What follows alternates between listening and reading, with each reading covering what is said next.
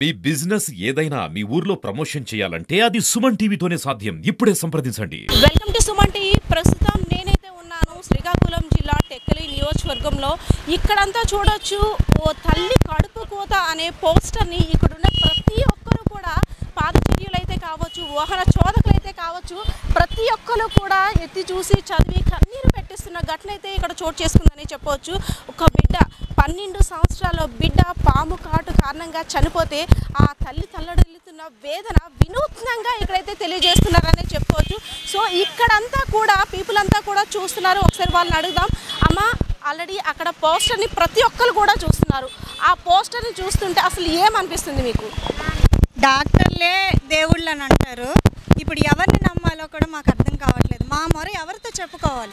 12 సంవత్సరాల బాబు, అన్యం పుణ్యం తిరగని బాబు, ఆడుతూ పాడుతూ పెరగాల్సిన బాబుని కేవలం ఒక పాము కరిచి ఈ రోజుల్లో చనిపోయాడు అంటే డాక్టర్లు ఏ విధంగా వాళ్ళని సర్టిఫికేట్ చేసి వాళ్ళని డాక్టర్లని ఎలా నిర్ధారించారో కూడా మాకు అర్థం కావట్లేదు. పాము కాటికి ఒక ముళ్ళు గుచ్చడానికి తేడా కూడా తెలియని వాళ్ళందరూ డాక్టర్లు అయ్యారా అని నాకు చాలా బాధగా ఉంది. ఈ రోజుల్లో ఈ పరిస్థితుల్లో మా ఇంట్లో పరిస్థితి ఏదైనా అవనియండి, మేము వెళ్ళే పరిస్థితి అయితే లేదు. గవర్నమెంట్ హాస్పిటల్కి రిఫర్ చేయాలంటే మాకు భయం వేస్తుంది. రేపు ఉదయం వెళ్ళిన తర్వాత మాకు కూడా ఫీవర్కి డెంగ్యూ అనో లేకపోతే డెంగ్యూ వస్తే ఫీవర్ అనో ఎమర్జెన్సీకి కూడా ట్రీట్మెంట్ లేదండి. ఇక్కడ ఏదైనా సరే ప్రతి చిన్న కేసు కూడా రిఫర్ చేస్తున్నారు వేరే చోటకి వెళ్ళమని. మరి ఇక్కడ హాస్పిటల్ ఎందుకు, ఇన్ని పడక గదులు ఎందుకు, 270 పడక గదులు ఎందుకు, డాక్టర్లు ఎందుకు, వాళ్ళని పోషించడం ఎందుకు?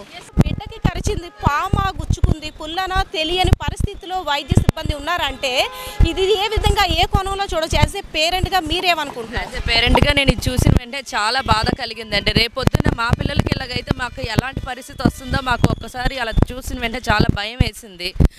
ఇంకా జస్ట్ ఇలా జరిగిన వెంటనే మనం వెళ్ళేది హాస్పిటల్కి, అక్కడ కూడా మన సరైన ట్రీట్మెంట్ లేకపోతే మేము ఎక్కడికి వెళ్ళాలి, మేము ఏం చేయాలి? అసలు మాకు హాస్పిటల్కి వెళ్ళాలంటేనే భయం వేస్తుంది. అలాంటిది మాకు ఇలా జరగడం చాలా అన్యాయం అండి. కనీసమైనా మాకు ఎమర్జెన్సీలో కూడా మీరు చూసుకోకపోతే మాకు ఇంత హాస్పిటల్ ఉండి కూడా మేము ఎక్కడికి వెళ్ళాలి? అది మీరు చూసి మీరు గమనించి మాకు సరైన డాక్టర్స్ ఇక్కడ కల్పించాలని మేము కోరుకుంటున్నాం. వైద్యో నారాయణో హరి అంటారు, అంటే వైద్యుడు దేవుడితో సమానం.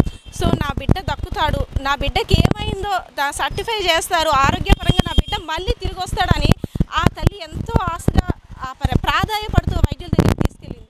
కానీ విగత జీవిగా తీసుకొచ్చి ఆ తల్లి పడుతున్న ఆవేదన చూస్తుంటే మనకి అంటే వినూత్నంగా పోస్టర్ కూడా ఎవరిని నిందించలో తల్లి కడుపు కోత అని, అంటే ఈ రకమైన పోస్టర్ వేశారంటే ఆ తల్లి ఎంత బాధపడుతుందో కదా. సో ఆ తల్లి గురించి మీరు ఏం చెప్పాలనుకుంటున్నారు?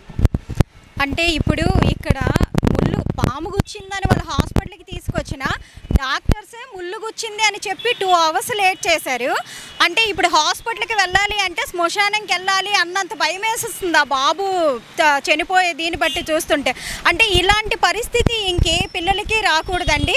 కాబట్టి ఏ డాక్టర్స్ అయితే అలా నిర్ధారించారో వాళ్ళ మీద అయితే మాత్రం యాక్షన్ తీసుకోవాలి గవర్నమెంట్ అనేది. ఏ విధంగా చూడొచ్చు అంటే ఆడుకోవడానికి వెళ్ళిన పిల్లల్ని తప్పు పట్టాలా, వైద్య సిబ్బందిని తప్పు పట్టాలా, లేదా దేవుణ్ణి నిందించాలా? అసలు అంటే ఆ తల్లికి ఏం సమాధానం చెప్పాలి? మనలాంటి వాళ్ళందరం కూడా ఏ విధంగా ధైర్యాన్ని ఇవ్వాలి? అంటే ఇప్పుడు సెలవులు మేడం, సెలవులు కాబట్టి ప్రతి ఒక్క పిల్లలు ఆడుకోవడానికి వెళ్తారు.